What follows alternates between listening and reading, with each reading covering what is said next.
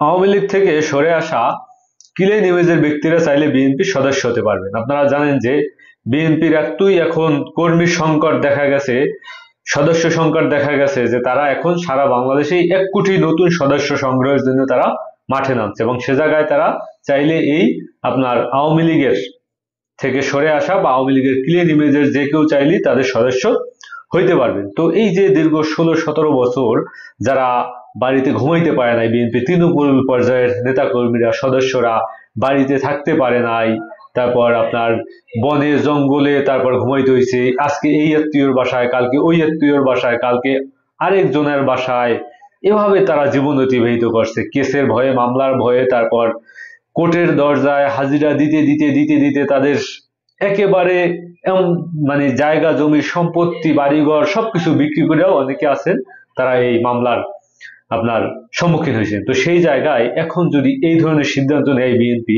তাহলে কি হইল? দীর্ঘ 16 বছর আওয়ামী লীগের হাতে মার খাইছে, এখন আবার সেই আওয়ামী লীগের হাতে মার খাওয়ার জন্য তোমরা বিএনপি নেতাকর্মীরা প্রস্তুতি হয়ে যাও।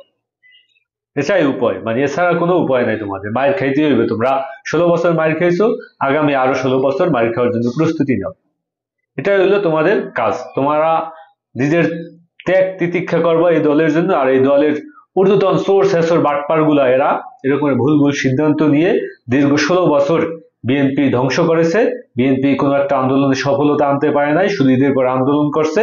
আর এই 16 বছর পর যখন একটা সুসময় আসছে, তখন এরকমের শুধুমাত্র টাকার জন্য, শুধুমাত্র নিজেদের আপনার যে ঝুলি ভারী করার জন্য এখন এরকমের আপনার নিতেছে। আরে বিএনপির কি কর্মীর অভাব পড়ছে? বিএনপির কি নেতা কর্মীর অভাব পড়ছে? সদস্যের অভাব পড়ছে? প্রত্যেকটা জেলায় উপজেলায় যাইয়ে দেখেন বিএনপির নেতা কর্মীরা এখন 2 ভাগে বিভক্ত হয়েছে, অনেক জায়গায় 3 ভাগে বিভক্ত হয়ে গেছে। তারা নিজেরা নিজেদের অন্তর্কন্দলে 50 জন 60 জন মারা গেছে এই যে আপনার গত 8 মাস 9 মাসে। ইফতার পার্টি পর্যন্ত করতে পারে না, নিজেরা নিজেরা মারামারি করে। সেই জায়গায় আপনি এরকমের টাকা খাইয়া তারপর মনে করেন মানে আওয়ামী লীগের হাতে তখন টাকা পয়সা আছে, তারা চাইলেই যে কোনো পদ পজিশন কিন্তু তারা কিনে নিতে পারে। তো কথা শেষমেশ ওইটাই, সরে সরে মাস্তুত ভাই। এই চোরেরা আইন করে, চোরেরা দিক নির্দেশনা দেয়, চোরেদেরকে টাইনে নিয়ে আসে।